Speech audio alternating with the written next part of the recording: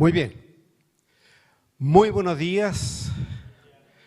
Gracias por asistir a este seminario 50 años del golpe de Estado al proyecto de la Unidad Popular. Este seminario, 50 años del golpe, continuidad y cambio, aprendizajes y desafíos. Vamos a acometer ahora la tarea de desarrollar el módulo 11, el 11 panel que hemos desarrollado hasta ahora en el Instituto de Ciencias Alejandro Lipschutz, quien agradece la presencia de todas y todos ustedes que están acá en la sala. Por cierto, a todas y todos conectados en las redes, en las diferentes plataformas que acompañan la transmisión de esta actividad, tanto en Chile, Argentina, Uruguay y México. Agradecemos particularmente, voy a partir de aquí para allá, agradecemos particularmente la presencia en este panel de Yanina Jara, presidenta coordinadora de la Metropolitana de Pobladores. Luego, saludamos con mucho cariño también a Claudina Núñez, consejera regional metropolitana.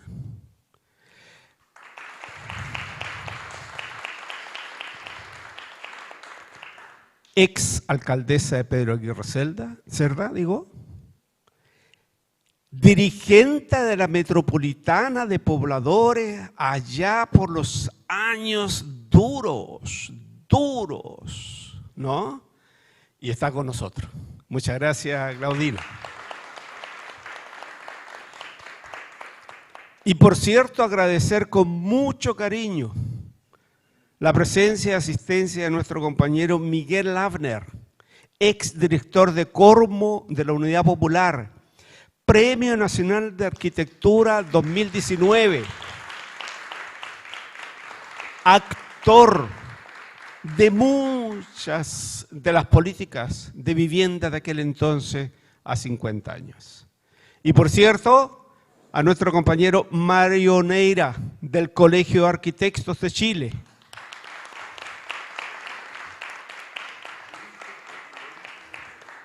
Sí, por cierto, Miguel me insiste en esto, vicepresidente del Colegio de Arquitectas y Arquitectos de Chile, ¿no? Mario Neira, muchas gracias. Este es el panel, ¿no? Nuestras visitas ilustres que tenemos acá. Y por cierto, ustedes. Yo voy a dejar a Mario Neira, nuestro vicepresidente del Colegio de Arquitectas y Arquitectos de Chile, quien va a ser el moderador de este panel, y le entrego a él entonces la responsabilidad de conducir este trabajo. Muchas gracias, Mario, y bienvenido a todas y a todos. Ahí hay que hacerlo con micrófono todo el rato para que quede grabado. Bueno, buenas tardes a esta altura, me parece. A todos las y los asistentes, estamos dando inicio a este panel que aborda el tema de la vivienda como un derecho buscamos un poquito entender lo que implican los planes de construcción rápida y eficaz que se desarrollaron durante el gobierno de la Unidad Popular. Ese es el marco, digamos, de la conversación de hoy día. Yo voy a ir dando las palabras aquí, qué sé yo, así que le damos y empezamos, ¿no? Agradecemos, yo creo que todos los presentes, agradecemos al ICAL la invitación y la oportunidad de poder conversar de esto, ¿no? Bueno, primero que nada dejamos a Miguel Lavner. Tiene Miguel ahí un tiempo prudente de 20 minutos. Veamos qué pasa con eso. Adelante. ¿Aló? Sí. Bien, compañero, yo he preparado un documento que se titula Vivienda y Planificación Urbana durante los 1000 días de Allende. Situación habitacional a noviembre de 1970, es decir, antes de que asumiéramos el gobierno. No vacilo en calificar los 1000 días del gobierno de Salvador Allende como los más apasionantes y creativos en la historia de las políticas de vivienda y urbanismo implementadas en Chile. Los desafíos que enfrentamos a comenzar el gobierno eran enormes. Las estimaciones más benévolas señalaban que 500.000 familias carecían de techo o disponían de uno inadecuado al iniciarse el mandato de Allende, y las zonas metropolitanas continuaban muy presionadas por las altas migraciones del campo a la ciudad. El objetivo principal asignado al primer programa habitacional fue el de otorgar prioridad a las familias sin casa, es decir, a quienes quedaban excluidos de los sistemas habitacionales vigentes, forzados a vivir como allegados o a establecerse en un campamento. La meta fue iniciar 95.000 viviendas durante 1971, 80.000 por el Estado, por el fisco, y 15.000 por el Sistema Nacional de Ahorro y Préstamo, institución muy prestigiosa que existía entonces. Este objetivo debía alcanzarse con plena participación de las organizaciones de pobladores, profesionales y gremios de la construcción. También nos propusimos poner fin a la segregación social urbana y estimular el desarrollo de tecnologías industrializadas. Prioridad a los sin casa. No conocimos el reposo en los días palpitantes que sucedieron al ascenso de Allende al poder. Hervía la actividad tanto en las oficinas públicas como en las privadas. Nos disputábamos a los jóvenes estudiantes de arquitectura o ingeniería aún sin egresar. En los talleres de la Corvi y de la Cormu se trabajaba sin pausa día y noche, o se postergaban voluntariamente las vacaciones, sin reclamar el pago de horas extraordinarias. Recordemos que entonces las corporaciones del MIMBU eran entidades planificadoras y de diseño. Jugaban un rol fundamental en el proyecto de los prototipos de vivienda y o equipamiento, así como en la planificación del desarrollo urbano, a diferencia de lo que hoy ocurre, en que están limitadas simplemente a revisar las propuestas del sector privado, tal como lo dispusieron los Chicago Boys, y aunque parezca increíble, como continúa siendo hasta el día de hoy. Todos percibíamos la sensación de ser protagonistas de un proceso histórico trascendental, materializar el anhelo de una casa para los marginados de siempre, para los que nunca tuvieron opción a un techo digno, por cuanto las políticas habitacionales se rigieron invariablemente por criterios mercantiles. En los 3 años del gobierno popular se construyeron 158.000 viviendas, con un promedio de 53.000 unidades anuales, cifra bastante superior a las 39.000 levantadas anualmente durante el periodo de Frei Montalva y casi el doble que las 30.000 registradas en el periodo de Pinochet. Si bien es importante el número de viviendas construidas por el gobierno de la Unidad Popular, más significativo es su calidad y su destino, ya que fueron asignadas preferentemente a los sectores de bajos ingresos. El derecho a la vivienda se hizo efectivo para este sector por primera vez en Chile, como consecuencia de haber otorgado prioridad a las familias instaladas en tomas o en campamentos.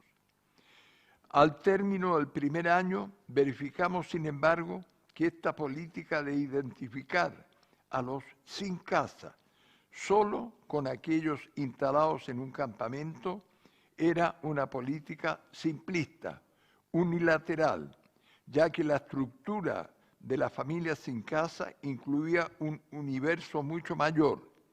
Estaban los allegados, es decir, las familias ocupantes de una pieza o del fondo de los patios en el hogar de sus padres o conocidos, y que era una demanda invisible, pero no menos urgente. Nuestras primeras decisiones los postergaron injustamente. También protestaron varias decenas de miles de familias asignatarias de la Operación Sitio, implementada en el gobierno anterior, que reclamaban su derecho a complementar con una vivienda el sitio provisto solo de una caseta sanitaria recibida durante el gobierno de Frei Montalva. A mediados del 72 se hizo evidente la necesidad de enmendar rumbos. Se abre paso a una nueva política incluyendo un abanico más diversificado de soluciones, destinado a cubrir tanto el tramo de la demanda, cada tramo de la demanda. Esto permite multiplicar recursos entregando algún tipo de mejoramiento a un mayor número de familias. Así es como a las viviendas definitivas se suman lo que nosotros llamamos nuevas líneas de acción, tales como unidades progresivas, paquetes de materiales de construcción, unidades sanitarias, obras de equipamiento social o mejoramiento de la infraestructura. Estas soluciones se materializaron preferentemente en forma de créditos a largo plazo y se canalizaron a través de una de las corporaciones del MIMBU, la Coravit. Los porfiados hechos nos habían impuesto la racionalidad sobre el voluntarismo inicial que parece innato a todo proceso revolucionario. Participación popular. Una política como la expuesta no habría podido implementarse sin la activa participación de los pobladores, gremios de la construcción y profesionales. Un importante mecanismo de participación fueron los comités paritarios, organismos integrados por el delegado comunal de la Coravit y representantes de los comités de pobladores, que asignaban meticulosamente las viviendas preasignadas a cada proyecto. Así fue como el MIMBU dio comienzo a una experiencia verdaderamente innovadora: construir viviendas con nombres y apellidos. Hasta entonces los programas habitacionales eran anónimos. El Estado construía conjuntos habitacionales desconociendo a sus ulteriores destinatarios. Una vez que concluía las faenas, se daba inicio al largo y burocrático proceso de asignación. La UP, en cambio, formuló sus programas detectando previamente la existencia y localización de los grupos con urgencia habitacional, tarea que se cumplió de común acuerdo con las agrupaciones de pobladores. Un gran número de las viviendas iniciadas fue preasignada. Para garantizar este compromiso, el MIMBU emitió los llamados certificados de localización, documentos suscritos por el propio ministro de la Vivienda, Carlos Cortés, un cuadro abnegado que recorrió todo el país fundamentando nuestros planes y comprometiendo su cumplimiento. Los certificados de localización consignaron el número y tipo de viviendas a construir en cada terreno y el comité de pobladores preasignado a dicho proyecto, constituyéndose así en un instrumento precioso para asegurar la seriedad de los programas y convirtiendo a los preasignatarios en los mejores colaboradores y vigilantes durante el curso de las faenas. Este mecanismo de las preasignaciones fue también útil para combatir las tentativas de toma de las obras antes de su terminación, que comenzaron a proliferar desde el inicio de nuestro gobierno. ¿Qué ocurrió? En los últimos días del gobierno de Frei Montalva, cuando ya se hizo evidente que Allende asumía el mando, Andrés Donoso, último ministro de la Vivienda de Frei, organizó en su propio gabinete la toma masiva de viviendas o departamentos recién concluidos pero no asignados. se distribuyeron bajo cuerda entre adeptos al régimen demócrata cristiano nada menos que las llaves de 4.000 departamentos o viviendas ubicadas en diferentes comunas de Santiago. Este hecho fue una provocación calculada para colocar al nuevo gobierno ante la encrucijada de iniciar su gestión forzado a reprimir a quienes aparecían como postulantes tramitados indefinidamente. Allende rehusó ordenar el desalojo policial. Se examinó en cambio la conveniencia de dictar una ley definiendo el delito habitacional. Este estudio se prolongó y gradualmente perdió efectividad. Se ordenó sancionar a los funcionarios públicos cómplices de este delito, pero salvo excepciones, estos lograron eludir su responsabilidad. En todos estos años hemos vivido acosados por quienes descalifican la obra de Allende, exigiéndonos reconocer nuestros errores. A este coro reaccionario se suman algunos sectores que ayer apoyaron la idea del cambio social y hoy optan por el modelo neoliberal, los cuales llevan a cabo una autocrítica singular cercana al harakiri, llamada elegantemente renovación. Como toda obra humana, no estuvimos exentos de cometer errores, pero caramba, desafío a quien sea que nos exhiba un solo error nuestro comparable a la deleznable acción que acabo de describir. Hasta ahora nunca he escuchado a algún dirigente demócrata cristiano autocriticarse por tamaña ilegalidad. Planificar la expansión del suelo urbano.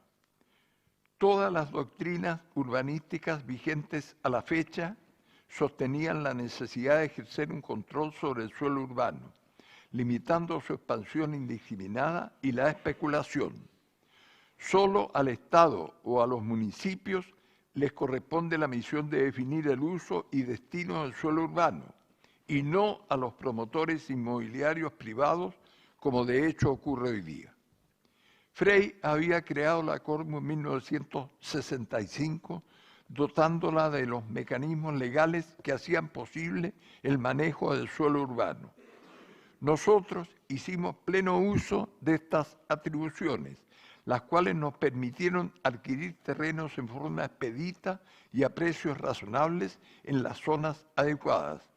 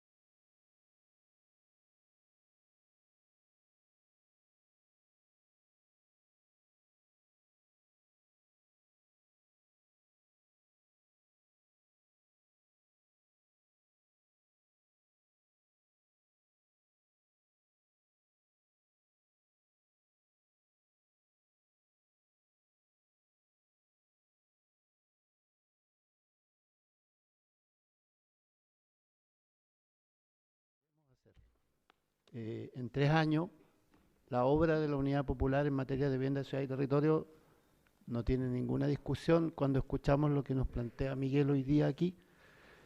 Y 3 años, cuando estamos en un ciclo de 33 años después de la dictadura, a estos 50, ¿no? En que solamente esto nunca más volvió a ocurrir. Y seguimos empantanados en un proceso que mantiene una línea en que no avanzamos hacia ninguna parte. No sé si se entiende eso, en todas las materias. Entonces, saludamos, agradecemos, Miguel, tu texto, tu planteamiento. Yo creo que nos deja mucha enseñanza para lo que viene. Muchas gracias. Le doy las preguntas a propósito, que ojalá las puedan ir anotando por ahí, van para el final. Ya dejamos a Claudina la palabra. Claudina. ¿Ahí? ¿Se escucha? Sí. Bueno, les quiero decir yo que esto para mí me pone nerviosa, lo quiero decir, porque estar con Miguel es un orgullo y le quiero decir que él fue un faro muy importante para nosotros los dirigentes que tuvimos que enfrentar la lucha por la vivienda durante la dictadura.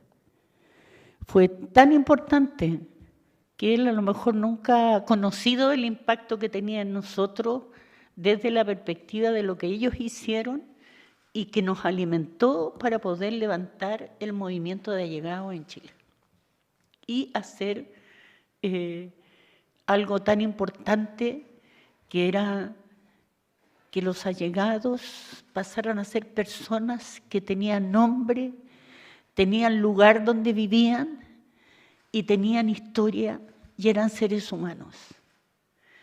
Yo quiero decir eso a Miguel porque fue un elemento importantísimo en la alimentación para poder nosotros en esa época poder desarrollar una propuesta como metropolitana pobladora. Y yo quiero hablarles desde dónde uno se para en este tema. Yo me paro desde mi condición de hija de un militante comunista, dirigente sindical de la diputada Las Condes, militante de las Juventudes Comunistas. Hacia el golpe tenía 18 años.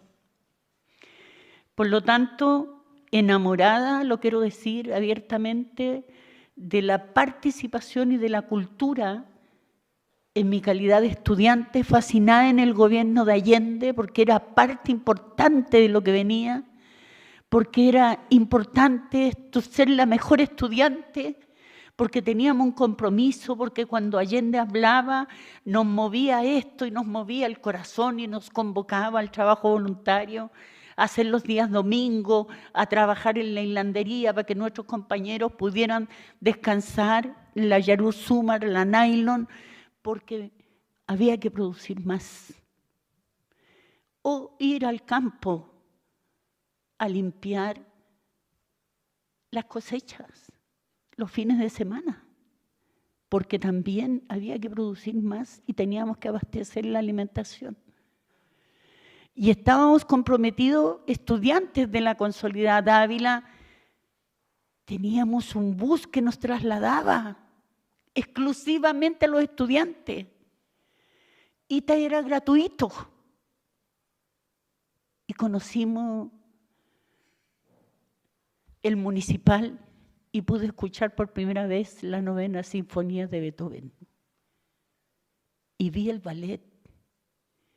Un habitante de la población La Victoria, con sus calles llenas de tierra, sin pavimentación, con casas de fonolas, de adobe hechas, porque nuestros viejos se habían tomado el terreno, el 57.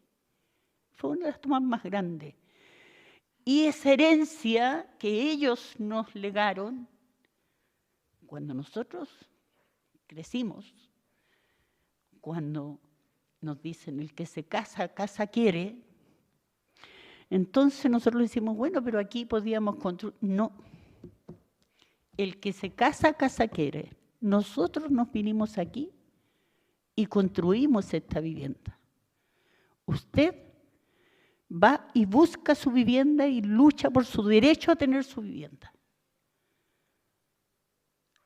No es heredable la vivienda, la condición de familia no es heredable. Es lo que yo te estoy entregando a ti, es lo que yo viví, cómo llegué aquí, ese es tu capital para que tú construyas lo que tienes. Y llega la metropolitana de pobladores a través de los dirigentes de esa época, que habíamos nacido clandestinamente como organización, al calor de las vicarías, al calor del movimiento sindical, y citan a una reunión en una asamblea en la parroquia, en la población La Victoria, y llegamos 2.000 familias. Y nos cuentan de que ellos son del movimiento pobladores, que están con los sin casa y todos éramos matrimonios casados, recién casados. Entonces dijeron, nosotros queremos que ustedes se formen como comité sin casa. Nosotros levantamos el dedo. Y ahí quedamos enganchados esencialmente como dirigente de un comité de allegados. Pero ¿qué era lo que nos sustentó? Porque nos entregaron la herramienta, la organización, el acompañamiento. ¿Pero qué nos sustentó? La historia de nuestros viejos, la historia de cómo ellos, desde el Zanjón de la Aguada, decidieron tomarse los terrenos en La Victoria, y que fue una de las tomas más grandes de Latinoamérica y masiva. Por lo tanto, en mi población era natural una toma de terreno, y todos en nuestra mentalidad está concebida la toma de terreno. Si no hay solución, hay toma. Entonces, organizamos un comité de 1.450 familias que no éramos capaces de reunirnos porque no teníamos una sede que diera abasto. Entonces dijimos, nos vamos a juntar en 4 sectores como está dividida la población. Primer sector, segundo sector, tercer sector, y cada uno tenía un delegado por cada pasaje de acuerdo a la cantidad de familias que tenía. Por lo tanto, para tomar una decisión teníamos que hacer 4 reuniones, 4 asambleas para tomar una decisión. Y no era fácil, pues. No era fácil, porque la gente tenía miedo. Los cabros siempre, nosotros más jóvenes echámosle para adelante nomás, no medimos consecuencias. Pero los papás, las mamás, todos tengan cuidado, que los milicos, que los pacos, que esto otro. Y resulta que terminamos. Dijimos, bueno, hagamos la reunión, pues veamos cuál es la decisión, cuál es nuestra propuesta. Y ahí me acuerdo de lo que decía Launer aquí. Y nosotros empezamos a pelear la operación sitio. Esa era nuestra propuesta, la operación sitio. No queríamos una casa construida al tiro. Entonces, la primera acción que decidimos es cómo perdimos el miedo entre nosotros. Porque es natural que tuviéramos miedo. Entonces decidimos que íbamos a ir a ver al alcalde que era designado, que todos sabíamos que era de la CNI. Le íbamos a llevar una carta donde le íbamos a relatar la historia familiar de cada uno de nosotros con 2 copias, una para mí y otra para él. Íbamos a hacer una cola en la oficina de parte y la íbamos a entregar para que él se sensibilizara de nuestras condiciones, pidiéndole que él intercediera para la solución de la operación sitio que queríamos. Que lo único que queríamos era una caseta sanitaria y un terreno, nada más. Y esto significó que fuimos 1.000 y nos tuvo que recibir. Y nos recibía para conversar.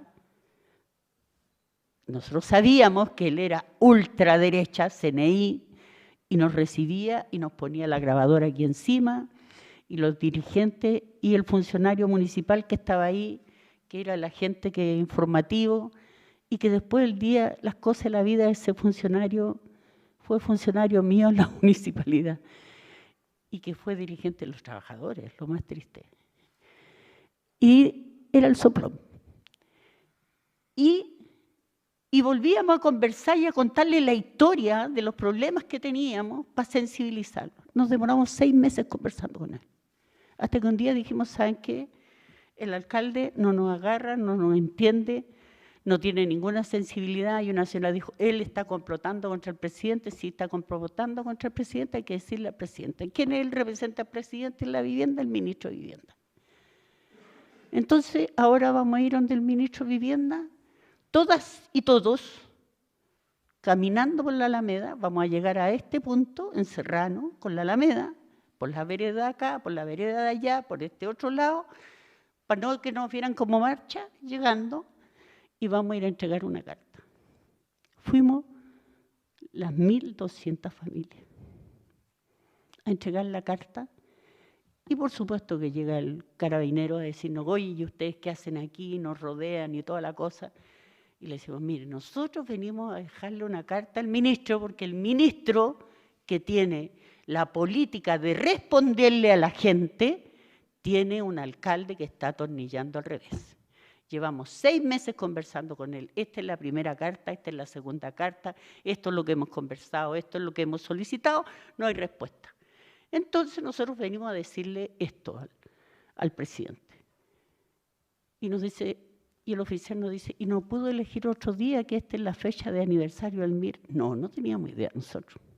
No teníamos idea que era el aniversario del MIR, y lo queremos decir así, no era verdad, no teníamos idea.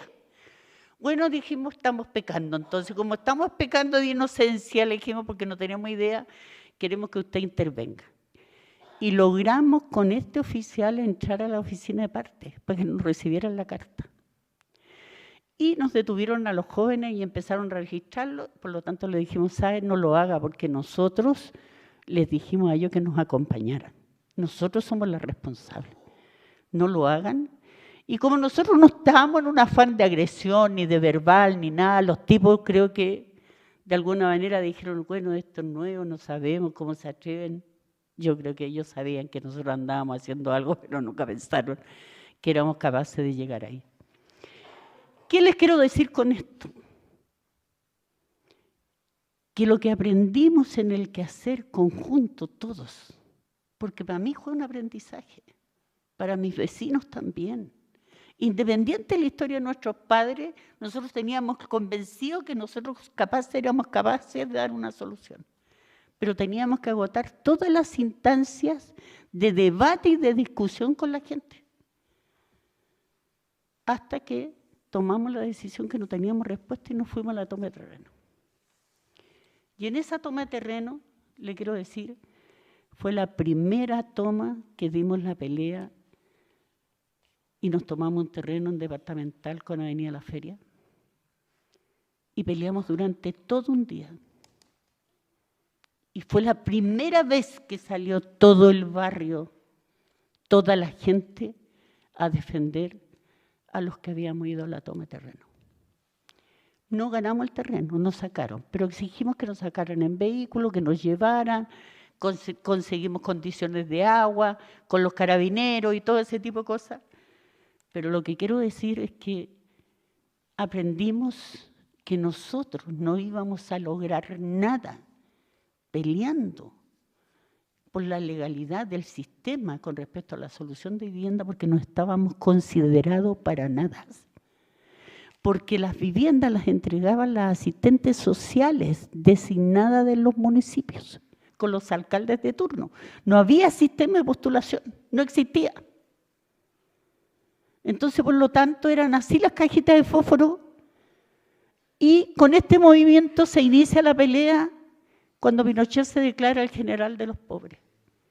Y uno de los temas para enfrentar el tema de la pobreza, la cesantía, la miseria y la pobreza que teníamos, es que pesca a muchas familias para darle solución y se las lleva a Tierra Amarilla, se las lleva al sur, se las lleva al norte y quedan abandonadas. Esa fue la respuesta que nos dio.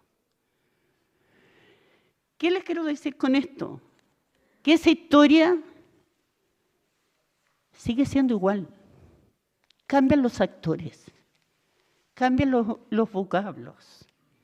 Yo tuve el privilegio de que para el golpe de Estado, don Miguel, mi padre recibió la vivienda modular. Y vino el golpe, la habíamos recibido hacía 3 días. Vino el golpe y no alcanzamos a instalarla. 50 primeras viviendas le habían entregado a los pobladores que estaban al día en la cuota y que estaban por turno entregándola.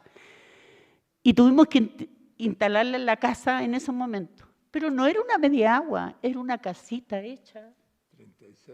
36 metros cuadrados con vidrio, forrada, pintada, impecable. Era hermana. Y primera vez que no sufríamos en el invierno el tema del goteo, la fonola en las casas pobres. Porque en esa época, les quiero decir, para ubicarse en el contexto que teníamos cuando nace el gobierno de Allende, nosotros teníamos casas de adobe y casas de charlata con fonolas. No tenían esto. Por lo tanto, si llovía, si tenía ahí el zinc, pasaba el goteo y te goteaba encima de la cama. Si tenía ahí la fonola y llovía mucho, se rompía y se bajaba el agua. O sea, no hablemos de vivienda. Entonces lo que se usaba ahí era el carbón, el brasero, en esa época. Y cuando llega el presidente Allende, nos cambia la vida. Nos fuimos más los sujetos anónimos, tuvimos nombre, apellido, lugar, historia, memoria. Tuvimos la leche. Tuvimos el uniforme en el colegio gratuito, ropa interior. Muchos niños conocieron por primera vez sus calzoncillos nuevos, porque antes todo se heredaba. La hija mayor quedaba para el otro. El zapato plástico era natural. Entonces, llegó el gobierno, la Unidad Popular, por lo tanto, los jóvenes estábamos ganados para enfrentar y éramos parte importante de este desarrollo. Por eso hoy día, casi mis 70 años, han sido 70 años peleando contra este modelo, por ese sueño inconcluso, por ese objetivo que peleó mi padre, mi madre y mis compañeros que no están. En este andar el movimiento Pobladores perdió muchos dirigentes sociales, pero muy especialmente a Julio Valencia, asesinado por la espalda con un corvo en la toma de terreno de Puente Alto. A Laura Rosaméndez en la bandera, en la toma, y que hoy día mis compañeros están en el paradero 40 de Santa Rosa en La Pintana viviendo. Así como otras compañeras de la zona norte, María y otras que entregaron su vida por los comités de allegados. Pero después ya no nos transformamos en el tema de la vivienda, porque también peleamos contra la dictadura en todas las formas que había que pelear. Y no le tuvimos miedo, porque lo que hicimos fue que el miedo no nos paralizara. Porque es verdad, muchos perdimos los dientes, otros apretábamos el cuerpo, otros tenían bruxismo, pero juntos nosotros éramos capaces de no inmovilizarnos. Y en eso lo quiero decir, que hoy día en estos 50 años yo saludo y rindo homenaje a todos aquellos que lucharon y a los que hoy día se atreven a luchar también, independiente de la condición que cada uno tenga, política, religiosa, diferente. ¿Por qué? Porque hay que tener muchos cojones para desafiar el sistema. Y aquí yo quiero saludarlos a los que están aquí, que son del Comité de Allegados. La organización es el primer elemento, pero lo segundo es no olvidarse a quién representan y de dónde vienen. Y ustedes representan a su familia, la historia que tienen, pero además representan sus hijos y el futuro que quieren. Entonces ese futuro no va a ser regalado si nosotros no, ni nadie nos va a regalar si nosotros no lo peleamos. A eso los quiero invitar y les quiero agradecer por ser consecuentes, que hoy día son las armas de otra manera para luchar, pero sí hay una que vale más que todas, que es la unidad y la organización, el sentido de clase. Aunque de repente tendemos a que nos gane el modelo, la televisión, yo vuelvo a insistir, yo vengo de un dirigente sindical, de una dueña de casa, con un sentido de pertenencia y de un barrio y de una historia. Y ustedes tienen la historia de sus padres, de sus madres y de su barrio. Por lo tanto, es nuestro deber es tener una ciudad que nos incluya, que no nos expulse y que nos diga, esta ciudad tiene que ser de todos los chilenos, no de la empresa privada ni de los grandes capitales como es hoy día. En eso quiero agradecer a todo el equipo de arquitectos, a todos los dirigentes sociales que trabajaron incansablemente por lograr esta organización, a quienes hoy día construyen y dirigen la organización de los pobladores. La vivienda es un elemento, pero está la educación, está la salud, está la sala cuna, está el jardín. O sea, aquí tenemos que luchar por la calidad de vida de todos. Eso.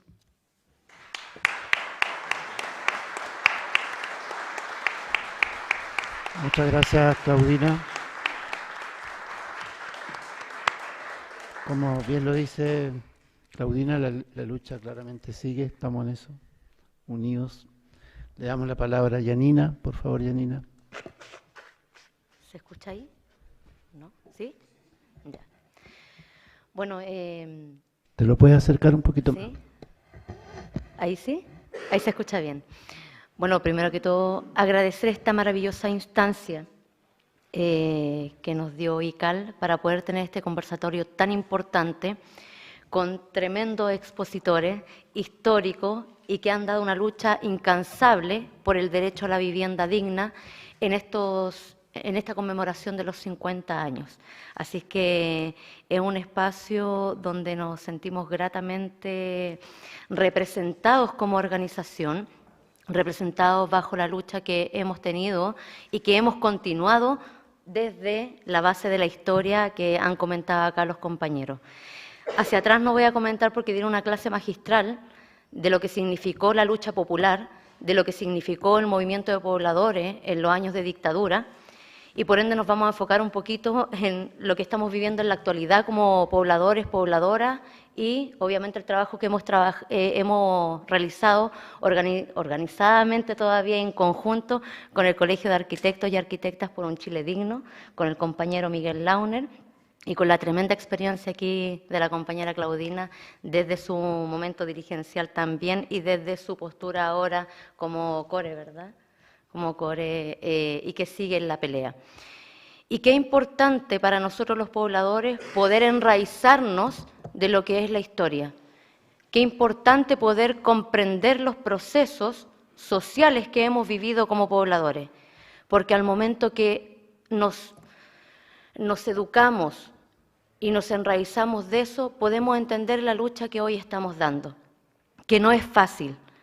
Ha sido una lucha incansable, donde este sistema ha permeado enormemente en los corazones y en la vida de cada uno de los pobladores y pobladoras, donde lamentablemente, a pesar de que tenemos mucho de la organización y del poder popular, también hemos carecido de perder esas herramientas de lucha, en donde este sistema nos ha golpeado y más encima hemos puesto, como quien dice, el valor, hemos puesto la vida, la garra, en algo que muchos ven como un sueño perdido.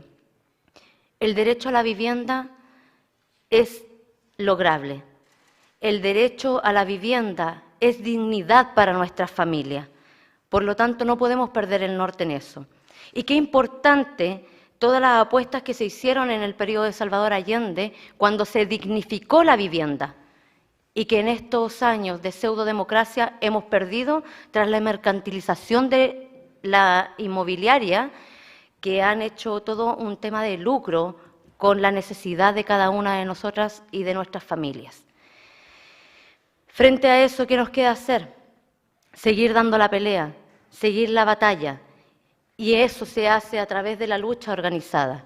Y como organización social comprometida, no solamente por el derecho a la vivienda, hemos tratado de hacer un camino amplio en donde hemos tratado de meter la concientización, en donde hemos tratado de formar dirigentes, en donde hemos vuelto a que el poblador sensibilice y palpite cada una de las cosas que significa la política, y no la política solamente partidaria, sino que la política social.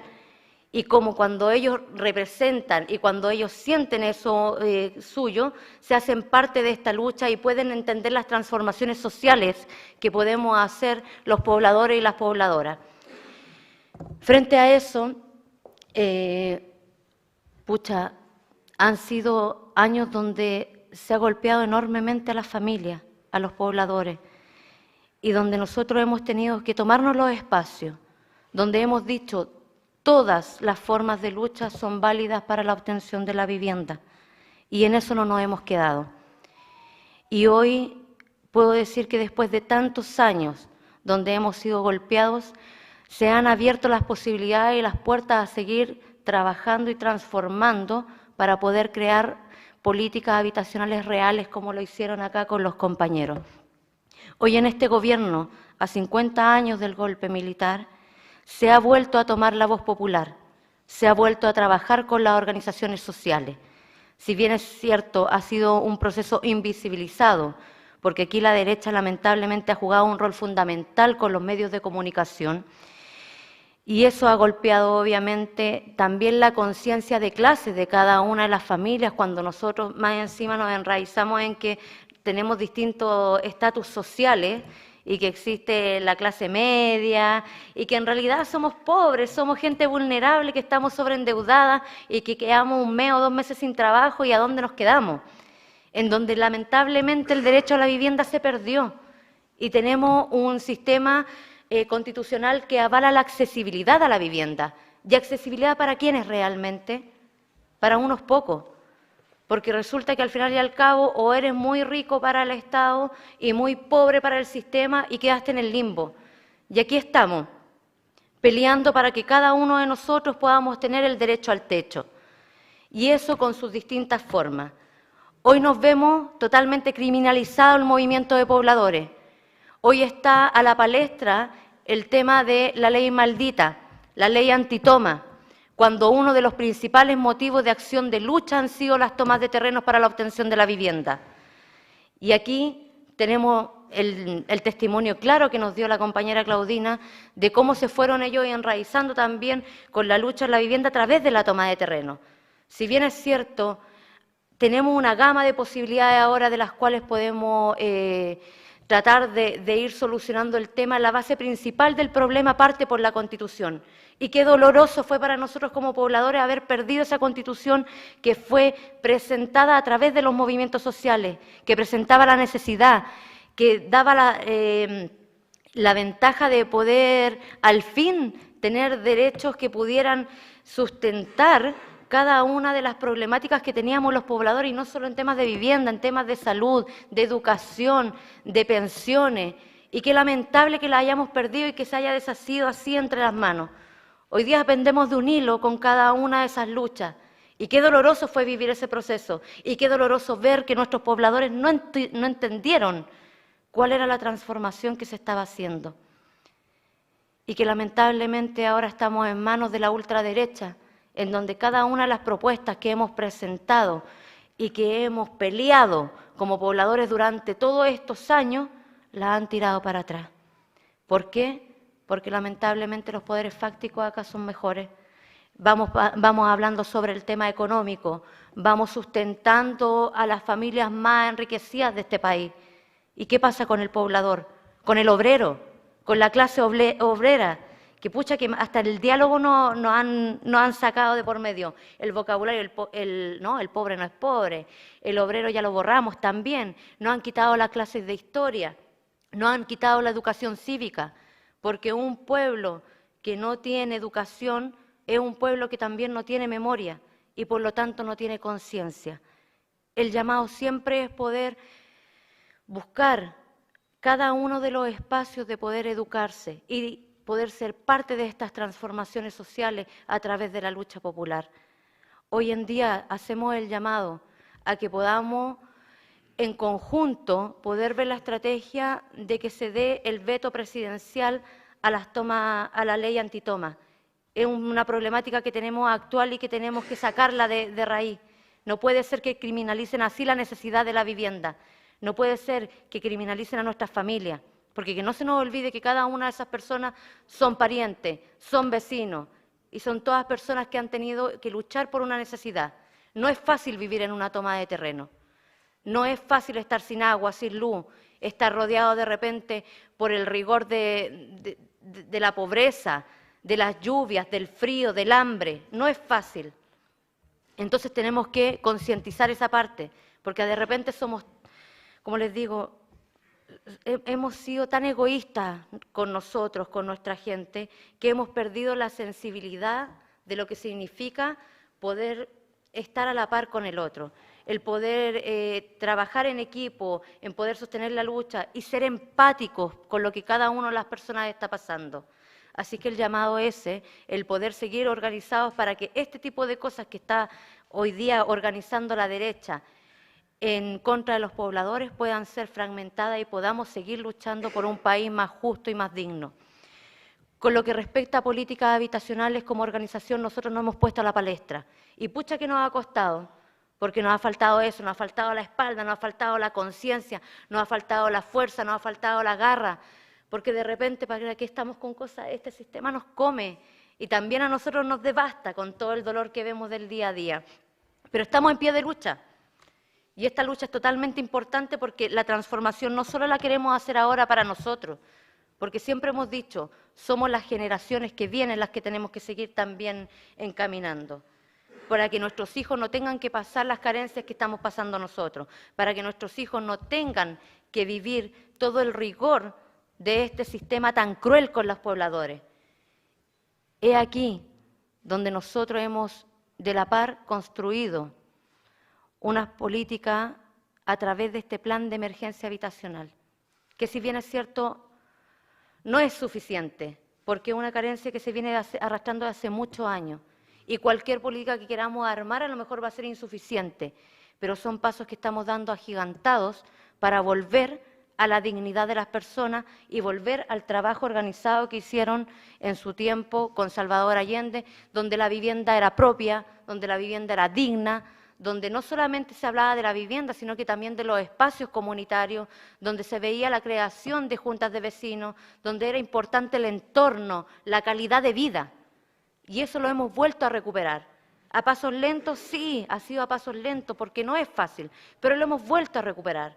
Y de a poquito hemos seguido dando la transformación a que esto siga siendo mejor. Y aquí han cumplido un rol fundamental.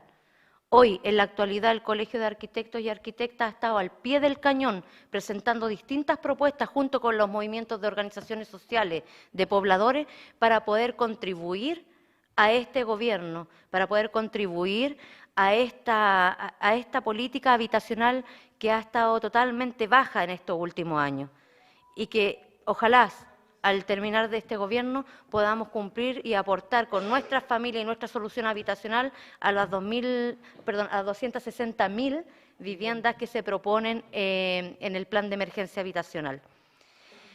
Chiquillos, yo creo que acá falta mucho por hacer, falta mucho por caminar, pero tenemos la conciencia de la historia y tenemos la garra del presente de querer hacer esta transformación. Y no vamos a morir en la lucha, vamos a hacer estos cambios, pero para eso necesitamos que cada uno de ustedes se haga parte de esta historia y que entienda cuál es la importancia de la organización y de la lucha social para que esto sea posible. A estos 50 años agradecemos enormemente toda la participación que han tenido activa desde el movimiento de pobladores, desde el Colegio de Arquitectos y Arquitectas y desde los distintos frentes de salud, de educación, de pensiones, en donde cada uno de nuestros compañeros ha cumplido un rol fundamental. Y estamos aquí para no claudicar en esta lucha. Vamos a dar hasta el final todo lo que podamos como pobladores. Vamos a seguir por la vivienda digna, propia, por el derecho al barrio, por el derecho a la ciudad, para que no vuelva a ocurrir que formen los guetos, esos guetos de pobreza que tuvieron que derrumbar y donde más encima fueron afectados miles y miles de familias porque no tenían conectividad, porque no tenían comunicación y porque los dejaron a la deriva solo por querer cumplir con el sueño de la casa propia, pero se les olvidaron que eran personas humanas y que cada uno de ellos necesita un espacio con dignidad para poder desarrollarse. Eso, compañeros, yo agradezco enormemente a nombre de esta Coordinadora Metropolitana de Pobladores que ha dado esta lucha incansable, el poder aportar en este conversatorio, el llamado a que podamos concientizarnos de todo lo que estamos viviendo y qué maravilloso que hayan ocupado este espacio para poder educarse de lo que ha sido la historia de los pobladores y de la lucha por el derecho a la vivienda. 1000 veces venceremos, compañeros.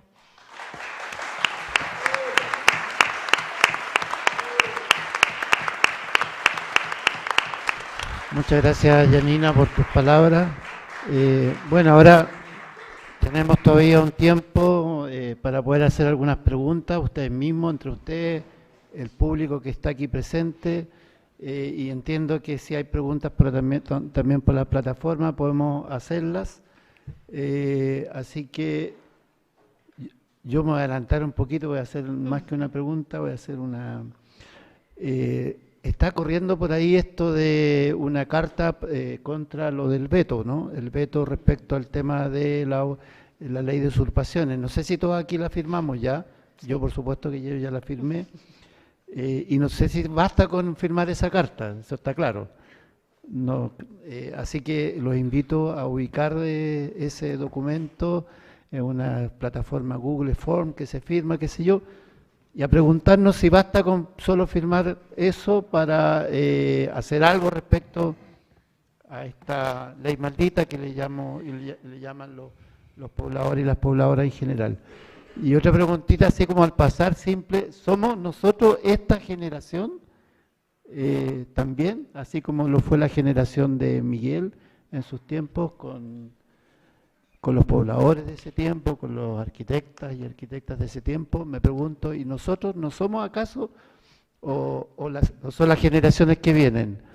¿O somos nosotros los que somos los actores para poder cambiar las cosas? Y a ver, me pregunto nomás, yo por lo menos tengo mi propia respuesta, así que ya la dejo ahí, pero se da la palabra a quienes quieran hacer alguna pregunta o a los panelistas si quieren hacer alguna pregunta o comentario.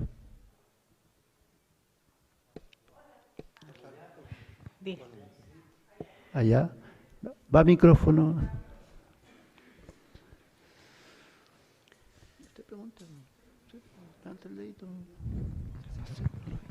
Hola, buenas tardes.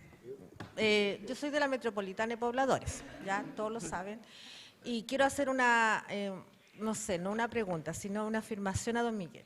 Tiene toda la razón, las viviendas del año 70 son formidables, porque yo vivo en una vivienda, una toma de terreno, que era Pudahuel, y esas viviendas son formidables porque en mi casa, en la casa de mi mamá, ha pasado 3 terremotos. Está impecable. Impecable, y lo digo por experiencia, porque no le ha pasado nada. Nosotros le hemos hecho reparaciones con los años y todo, pero quedó exactamente igual. No se fracturó, no se quebró un vidrio, nada. De hecho, la ampliación que tenemos para atrás quedó peor para los terremotos. Pero esa quedó exactamente igual. Y lo puedo decir porque yo hice hace muy poco una remodelación en la cocina y tuvimos que romper un muro, y créame que eran unos muros, unos ladrillo princesa, pero gigantes. Costó mucho que la persona que rompió el muro 2 veces tuvo que cambiar el taladro. Es increíble lo pesado que son los ladrillos princesas. Si uno hace una comparación a los que hay ahora, nada. Así que soy parte de decirle que eran, pero fascinantes las viviendas. Y a lo mejor no eran tan grandes y todo, pero eran fascinantes porque nunca le ha pasado nada a la casa de mi mamá. Nunca. Ni con todos los terremotos que han habido, nada. Así que por eso hago esa afirmación para que usted lo sepa. Muchas gracias, compañera. No sé si quiere comentar algo, Miguel. ¿Sí? Sí, yo creo que sí estaba prendido. Préndelo, préndelo. Ahí sí. Aló. La compañera tiene razón en lo que acaba de decir. Lo que pasa es que la diferencia es la siguiente. Cuando triunfa la dictadura y aparecen los Chicago Boys, viene el principal asesor de Milton Friedman en la escuela de Chicago, llamado un economista Arnold Harberger, que para desgracia nuestra estaba o está casado con chilenos, me parece que no ha fallecido. Bueno, y ellos establecen un cambio trascendental en el Ministerio de la Vivienda. El Ministerio de la Vivienda deja de construir directamente y con el argumento de que el Estado es un ineficiente productor de bienes y servicios, toda la actividad hay que transferirla a la iniciativa privada. Entonces se acaban los departamentos técnicos que existían hasta la dictadura, en los cuales se proyectaban todas las viviendas asegurando su calidad y también se definían la ocupación del suelo, determinando lugares para esparcimiento, para algunos servicios colectivos, ya sea de salud, escolar, en fin, etcétera. Todo. Ese constituye un cambio trascendental. Además, hay otra situación. Cuando el Estado construía por vía de sus instituciones, la CORE, la CORME, etcétera, y se adjudicaba una empresa privada un conjunto, el Estado colocaba en terreno lo que se llamaba la ITO, Inspección Técnica de Obra. Ese hombre estaba en terreno, era funcionario de la Corvi, del Estado, y él tenía una libreta en la cual tenía que dejar consignado, muy bien, las excavaciones son de 60 centímetros, tenía que confirmar que eran de 60 centímetros, y entonces autorizado hormigonar. Si se hormigonaba, sacaba un testigo para mandarlo a inspección a los servicios que existían entonces, con el objeto de calificar si el hormigón era la calidad respectiva. Se levantaban los fierros, tenía que verificar si en los planos decía 4 fierros de media o de lo que fuera, está conforme, muy bien, puedo hormigonar el pilar. En resumen, no solo estaba asegurado un buen diseño por los departamentos técnicos, sino que además estaba asegurada la correcta ejecución de las obras por vía de esta inspección técnica. Todo eso se fue al tacho de la basura. Hoy día los empresarios privados, las empresas constructoras privadas deciden qué terrenos van a construir, como en el caso de Bajo de Mena, que se construyó completamente sobre un basural, y construyen como quieren. No hay inspección técnica de obra, la revisión técnica de los proyectos es particular y la paga el propio empresario, es decir, hay toda una conspiración para que el empresario privado en definitiva haga lo que quiera. Y por eso tenemos los resultados que hemos tenido. Si se han tenido que demoler decenas, miles de unidades habitacionales en los últimos años. El propio Ministerio de la Vivienda emitió un documento, que no me acuerdo el nombre, algo, pero que tenía, bueno, inspeccionando toda la obra realizada desde los últimos años de la dictadura hasta el gobierno de Piñera, y determinó que había en Chile 200.000 unidades habitacionales, tal como las califica el informe, vulnerables o altamente vulnerables. Eso es un escándalo. Y en todo este periodo no ha habido una sola empresa constructora sancionada por estos delitos. Las casas Copea. ¿Quién construyó las casas Copea? Una empresa constructora dirigida por Ernesto Pérez Sujovic, un distinguido constructor. Este lío que tenemos ahora en Reñaca, con el departamento que ha quedado al borde del desplome por el socavón que se originó con la última lluvia, ¿quién es el promotor? Pérez Sujovic. Pérez Lloma. Pérez Lloma, perdón. Sí. Pérez Lloma, me equivoqué, Pérez Lloma, el hijo de Pérez Sujovic, que ahora, para ocultar el delito que cometió en las casas Copea, ya no se llama empresa constructora Pérez Lloma, se llama PIZ. Sí, Es el mismo.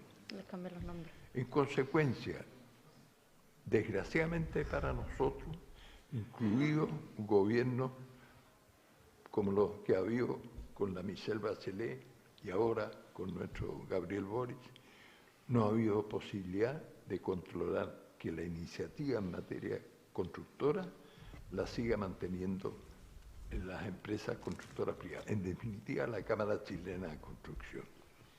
Porque eso no ocurrió jamás antes en Chile, no solo en el gobierno nuestro, no ocurrió nunca desde la primera ley de habitaciones obreras que se dictó en Chile en 1906 hasta la dictadura. Siempre el Estado fue el que adquirió los terrenos, que hizo los planos, que colocó inspecciones técnicas de obra. Todo eso se fue al tacho de la basura y han pasado 30 años desde que se acabó la dictadura y seguimos las mismas. Ahora, ni hablar del cariño que seguramente se le puso, no cabe ninguna duda, en el tiempo de la Unidad Popular, al cómo se hacían las cosas bien hechas. No solo el cariño de los profesionales, el cariño de los pobladores, el cariño de los obreros de la construcción, Sí. para hacer las cosas notoriamente mejor, porque era para ellos mismos. Entonces, no hay falta de cariño, como dicen por ahí. Yanina. Incluso, eso es una parte que se está tratando de recuperar también en la propuesta de gobierno ahora, en donde ya se están empezando a ver con las distintas delegaciones presidenciales y todo eso, el hecho de que se vuelva a educar y dar herramientas a los pobladores para que ellos puedan ser parte de la construcción de la vivienda social. Entonces, justamente por todo lo que eso implica, el hecho de que ellos ahí sientan ese amor, se impregnen de ese cariño, del querer que las cosas salgan bien, el poder construir su propio espacio da paso a otras cosas más, y eso es maravilloso también para cada uno de nosotros, porque no solamente toca el valor sentimental, sino que también ayuda a que nuestros pobladores puedan tener trabajo y sean parte de esta construcción de vida. Así que eso también se está viendo ahora, y debo reconocer que este ha sido uno de los gobiernos que más ha rescatado el funcionamiento y las políticas que se hicieron con Salvador Allende en temas habitacionales. ¿Me permite una cosita? Yo solamente quería decir que de repente se nos olvida de que el objetivo más grande de la dictadura fue declarar que el Estado es ineficiente, y la gente lo cree, o si no hoy día no tendríamos la discusión de la AFP y el INP. Entonces cuando yo le pregunto a la gente, oye, le digo yo, ¿y por qué tú quieres seguir manteniendo la AFP?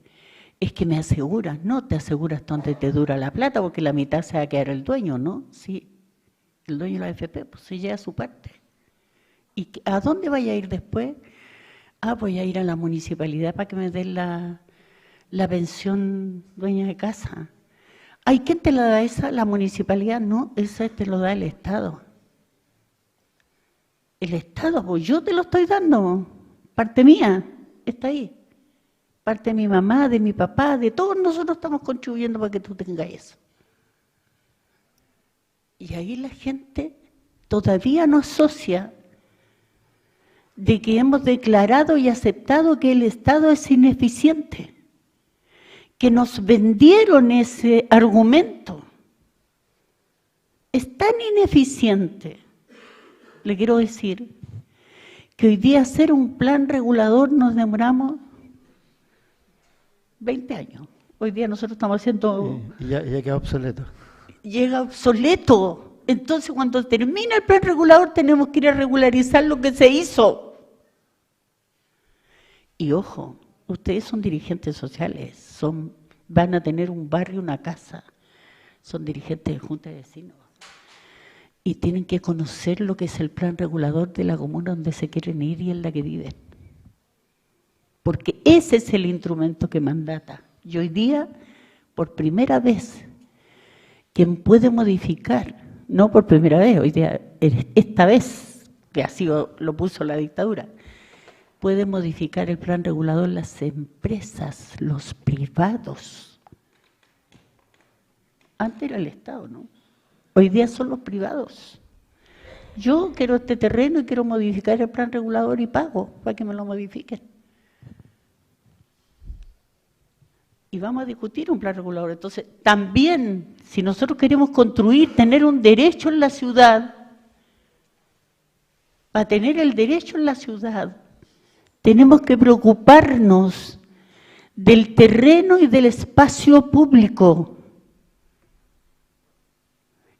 Y el primer ejercicio que yo los convocaría a que hagan el ejercicio en su comuna, a preguntar cuáles son los terrenos, bienes nacionales de uso público, cuáles son del Estado, cuáles son los privados, cuáles están considerados para la empresa, cuáles están considerados para la vivienda. Porque si nosotros queremos seguir siendo parte de la ciudad, no podemos irnos a los extremos muros de la ciudad, sin derecho a metro, a salud, a educación, a vivienda. A no ser que tengamos un modelo de construcción, un gobierno de otro tipo, que tengamos una mayoría, que hoy día no tenemos, y hay que decirlo así, y que tenemos que luchar por terminar con esta derecha, ultraderecha, que cada día avanza más, porque nosotros no logramos conversar con la gente y decirle cuál es la realidad que vivimos, porque nos creemos clase media, ¿no? Cuando hablamos de los pobres, no, yo no soy pobre, tengo televisor, tengo un auto aunque lo estoy pagando, no soy pobre, ¿no? Vivo de allegado, pero no soy pobre, arriendo, pero no soy pobre. Entonces, ojo con lo que nos han metido en la cabeza, y yo creo que eso es lo más grande que tenemos que desarmar en nuestra cabeza, compañeros, vecinos. Y eso es la tarea que tenemos. Y lo dijo Neira, Neira nos hizo la pregunta. ¿Estamos preparados para tomar la lucha hoy día o no? ¿O creen que otros tienen que tomarla por nosotros? ¿O la dirigimos nosotras? ¿Cuándo nos involucramos? Porque nos toca a mí el problema, por eso me meto. O vengo al comité sin casa para que la presidenta hable, vaya y alegue y camine y toda la cosa, y yo firmo cuando haga la movilización nomás. O soy parte de la discusión y de la construcción de la vivienda. Y ser construcción de la vivienda significa ganarme el terreno, el derecho, el tipo de casa, el subsidio, lo que quiero, o quiero cambiar la política. Porque además estoy peleando lo mío, pero también estoy peleando para el futuro de mi hijo. Es que esta pelea es una cadena, chiquilla. Como hoy día pelean nuestros vecinos de San Miguel, los chiquillos hoy día hemos ganado la ciudad del niño. Con todos los 5 comités, 6 comités en coordinación en esta nueva política. Pero ha sido construir la unidad entre todos, porque aquí, ¿cuál es la debilidad que nosotros podemos tener?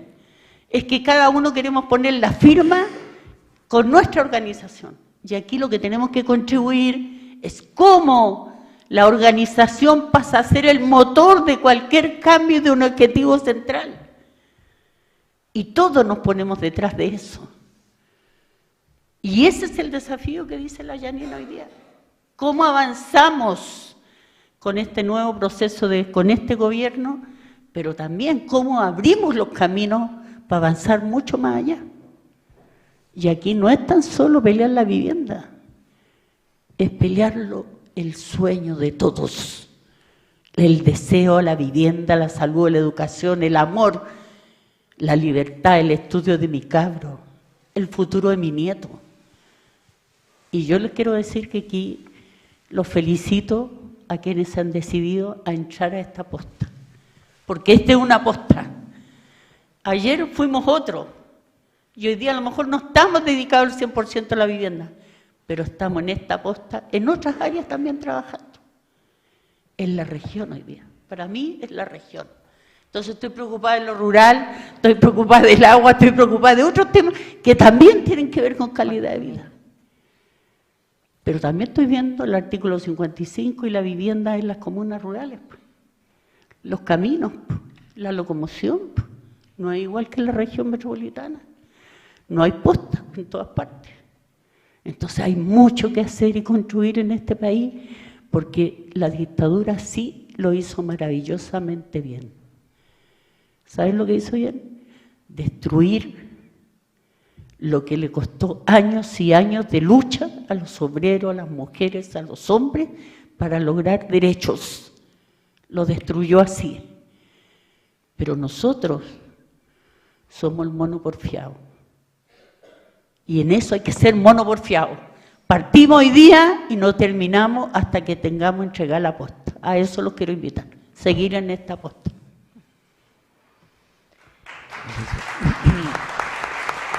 Gracias, compañera. Sigo ofreciendo la palabra si alguien quiere hacer alguna... Por favor, compañera. Le van a cambiar micrófono ahí. Pero es mejor porque así queda grabado porque estamos online. Ah, ya. Bueno, mi nombre es Viviana Zambrano, soy de Maipú. Primeramente saludarlos a todos, agradecer esta oportunidad.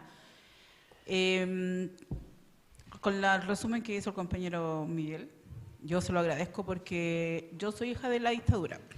Tengo 51 años, tenía 3 años cuando llegó el golpe militar, por lo tanto mi madre, que venía emigrando del sur, como dice la historia, tuvo que volver al sur y nos separamos como familia. Y bueno, al retorno, porque el sur también es muy complicado para las personas que no somos del sur, porque todo el mundo tiene el sueño de tener un terrenito, pero ese terrenito se llena de agua, el río, la alimentación, el gusanito, el pajarito, y nosotros también queremos comer, entonces es complicado. Bueno, mi padre logró una vivienda del tiempo de Allende, que es La Bandera, fue la gran toma de La Bandera. Qué bueno. Y esa casa, como dice la compañera Marianela, también pues, pasó todos los terremotos. Hasta el día de hoy mi mamá tiene el mismo techo, nunca se le ha hecho nada a esa casa. Se ha ampliado, pero la casa está impecable, sólida. En avenida, hoy día llegó el metro, que le favoreció, el hospital, el Padre Hurtado, que está al lado. Se achicaron las calles, porque me acuerdo que eran calles gigantes, se achicaron las calles. Bueno, mi mamá lleva ahí 53 años, más que lo que llevo yo viviendo. Y bueno, a mí me tocó, como dice la compañera Claudina, casado, casa quiere. Como mis papás sacaron mugre y media para darme educación, tuve que comprar con el señor banco. Mi casa valía 4.600.000 el contado. Yo con el subsidio, mi ahorro, pagué 3.100.000 y por el resto pagué 18 años de intereses. Así, chiquillos. Hoy día yo lidero un grupo solo por apoyar. Ustedes saben, mi grupo que está de Cerro Navia, porque yo sé lo que es pagar dividendo, pues, y estar cocinando con fuego porque no puedo pagar el dividendo, porque no tengo plata para pagar la luz. Un mes pago la luz, otro mes pago el agua, y así lo viví hasta poder completar, porque si no el Estado te embarga, el banco te embarga, y muchas gracias, hasta luego. Bueno, mi vivienda estuvo en la palestra 26 años, ya llevo en Maipú. La elegí por una comuna guerrera. Lo único bueno que pude hacer es elegir la comuna. Y Claudina también estuvo este tiempo en el Gore, porque salimos constantemente con el canal Santa Marta y el barrio longitudinal, y se aprobó un proyecto para recién hacer resumideros de agua lluvia. Ahora, déjeme de mentirosa, es así, sí. Es así. 26 años luchando. Cuando yo llegué a mi casa dije, tengo una casa linda, pero vino el primer temblor, mi mamá dijo, tu casa es de arena, puso un clavo y el clavo se metía con el dedo. Cero calidad de construcción. Tuve que afirmar toda la casa con paneles, con estas vigas, porque mi hermano trabaja en la construcción, entonces él me ayudó, pero porque tengo la mano de mi hermano, porque eso es carísimo.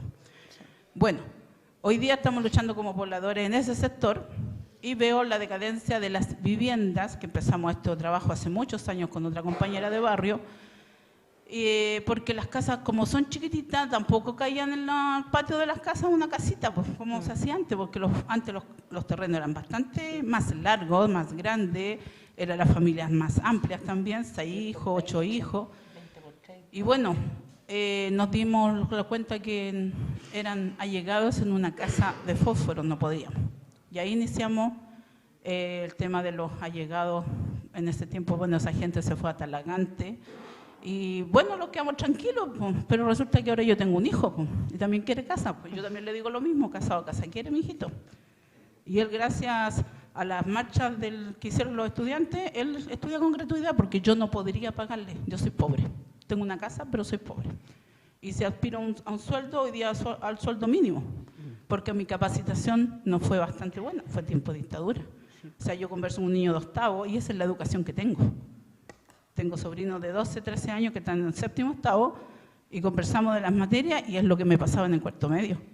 Entonces, eso es la dictadura. Yo soy hija de la dictadura y me da pena, viendo muchos estos días, porque de verdad siento que la lucha que se dio, a lo mejor nuestros padres, lamentablemente, muchos fallecieron, muchos se perdieron, muchos se fueron, muchos fueron olvidados.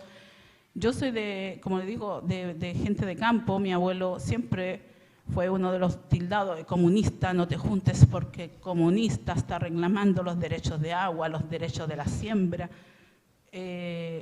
Bueno, tengo un tío perdido en Colonia Dignidad, en la zona de Parral. Eso es realidad.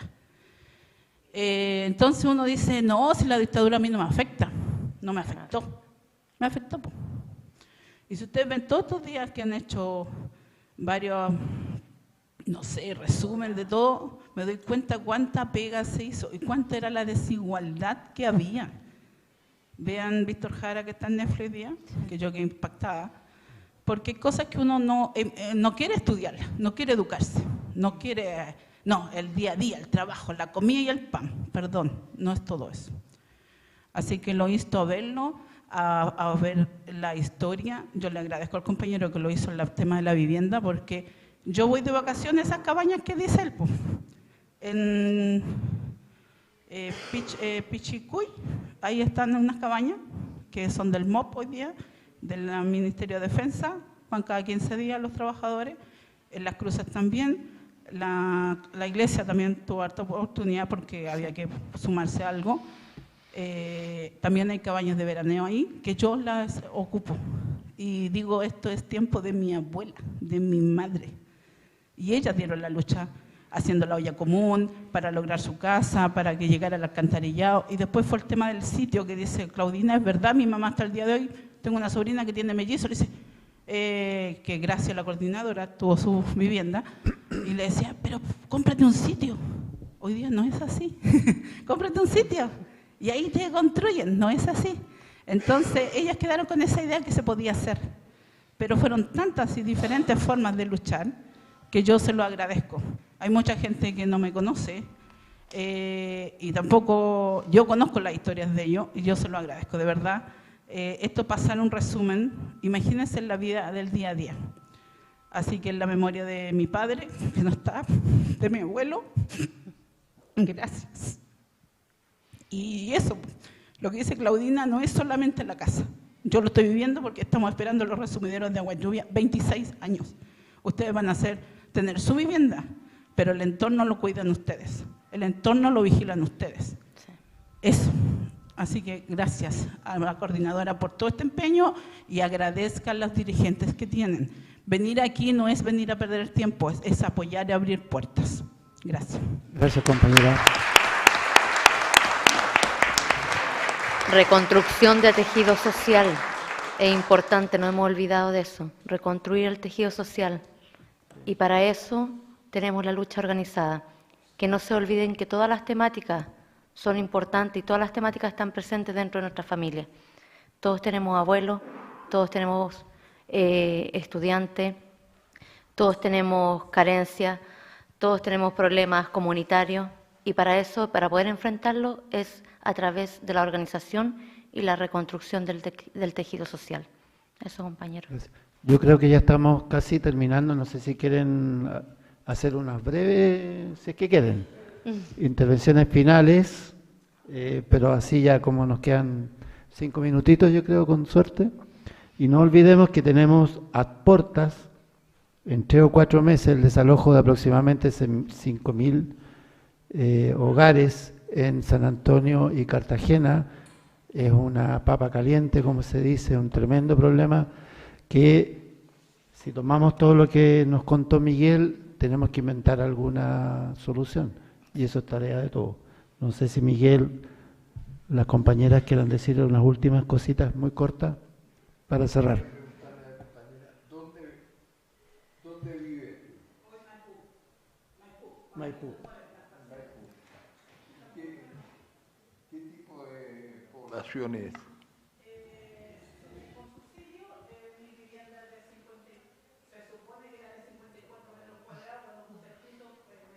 Pero es una construcción que promovió el Estado. No, esta fue compra por el banco, claro, subsidio con mixto, digamos, pagado con el dividendo.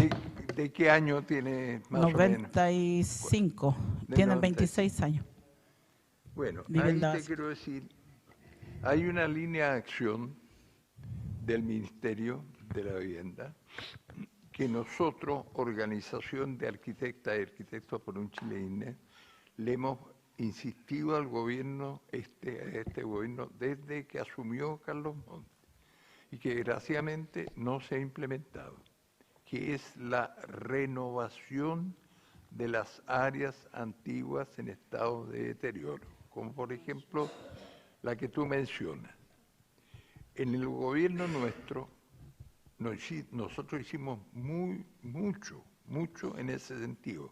La Córmula, la institución en la cual yo trabajaba, tenía como misión fundamental la renovación de áreas antiguas en estado de deterioro, como por ejemplo podía ser la tuya. ¿Qué hacíamos? Todo eso se hacía en conjunto con los pobladores. Nuestra propuesta consistía en general en renovar todo el sector, fundamentalmente o casi exclusivamente en construcciones de 4 o 5 pisos de altura. Teníamos toda una estrategia de manera de evitar los desalojos. Íbamos actuando por etapas, de modo que se construía una primera etapa con los primeros bloques. Eso permitía trasladar a la familia de otro sector que se demolía y se ampliaba, y así sucesivamente, hasta renovar totalmente el sector. Esta política sí tiene las siguientes consideraciones. 1, para que tenga éxito debe favorecer a todos los residentes en el sector, cualquiera que sea su condición, chilenos o inmigrantes, familias con tal o cual ingreso, inscritos o no en los registros de los Serviu, con los ahorros previos que se les puedan solicitar, porque ocurre que hoy día ya con la intensidad que ha tenido el proceso migratorio en casi todos los barrios como estos, hay un porcentaje importante de población extranjera, inmigrantes llegados no hace mucho, que no están en condiciones de cumplir con los requisitos que exige el Ministerio de la Vivienda o los Serviu para poder optar a una vivienda. Con el objeto de que un programa tenga éxito, hay que favorecer a todos, estén o no inscritos. Todo esto junto con la comunidad, que solo la comunidad decida en conjunto con las autoridades qué familias, por razones delictivas o de otro orden, deben excluirse. Pero el resto, estén o no inscritos en el Ministerio de la Vivienda, tengan o no su libreta de ahorro, deben poder optar. Obviamente, una vez concluidas las obras, tienen que responder si es que hay que cancelar algo, dando la facilidad de pago que sea. Pero en resumen, lo que quiero decir, Esta línea de acción, renovación de barrios antiguos como en el que tú mencionas, debe ser prioritaria en la política del vivienda y no hemos logrado que se materialice. Y eso que existe una ley, la 20.254, el capítulo 8, que habla de regeneración urbana, que está al ladito de la ley del plan de emergencia habitacional, que está vigente hasta el 2025 y que lamentablemente todavía no somos capaces de sacarle el partido que podemos sacarle, que es enorme. Claudina, si vamos cerrando, nos quedan 2 minutitos. Y... ¿Ya? No, Una acotación. Decir que algo tan importante para el movimiento de pobladores, para la organización social, es el principal elemento es la solidaridad entre sus miembros. Yo lo quiero decir así porque por lo general la solidaridad se habla desde la boca hacia afuera y uno regala lo que a uno le sobra. Y no es así. La solidaridad para nosotros tiene un nombre en la organización, es estar en el momento que te necesitan. Y yo creo que es tan importante que la organización tenga en su interior un equipo de solidaridad, porque les quiero decir que uno empieza a mirar la vida con otros ojos. Fue un aprendizaje muy duro para nosotros, mirarlo. Y yo todavía pienso en mis vecinos y en mis compañeras, que cómo dormían y vivían, cómo la pieza era baño, cocina, casa, todo, y en la tarde en la mesa se tiraba el colchón en la casa y así se dormía. Entonces, no quiere decir que yo te dé lo que a mí me sobra, sino te quiero decir que yo te aporto lo que está en buen estado para que a ti te sirva. Entonces, eso también es súper importante que exista al interior de la organización, la solidaridad entre nosotros. Y lo otro que para mí es súper relevante es que uno no puede solamente preocuparse del tema de la vivienda, porque después a ella le habla la señora en la esquina de la pensión, le habla de la AFP, le habla de la luz, le habla del agua, y te van a hablar de todos los temas. Entonces te obliga a informarte más, autoeducarte, para poder también responderle con mayor calidad a la gente, y ahí te obliga a buscar canales con la asistente social, te obliga a ir a buscar dónde tiene que ir para ver la pensión, dónde tiene que ver esta otra cosa. Entonces pasáis a ser un agente comunitario muy importante para la comunidad, muy importante. Entonces nosotros tenemos que hacer esa labor así, solidariamente, pero también tenemos que ser un agente cambiador de la mentalidad de la gente. Clarificador, debatir y contarle lo que pasa, qué estamos haciendo, las cosas que hemos descubierto, cómo avanzamos. Así que yo quiero agradecerles por haber estado aquí. No es fácil en este tiempo que todos andamos apurados, corriendo, pero felicitarlas por la lucha, por el deseo de seguir peleando, que eso es súper importante. muchas gracias a todas, estamos terminados, ¿no? Gracias, Mario. Gracias, Miguel. Gracias, Claudina, Janina. Y a todas y a todos, muchas gracias nuevamente por estar acá. Instituto de Ciencias Alejandro Lipschutz se lo agradece. Estamos aquí y estamos para que ustedes vengan cuando nos necesiten o nos inviten cuando estén luchando, porque vamos a estar con ustedes.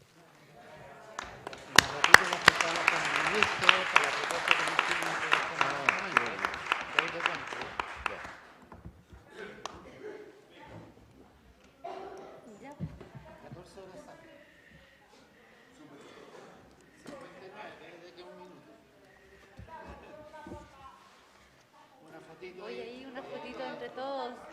Ah, sí. Compañera Claudina ahí.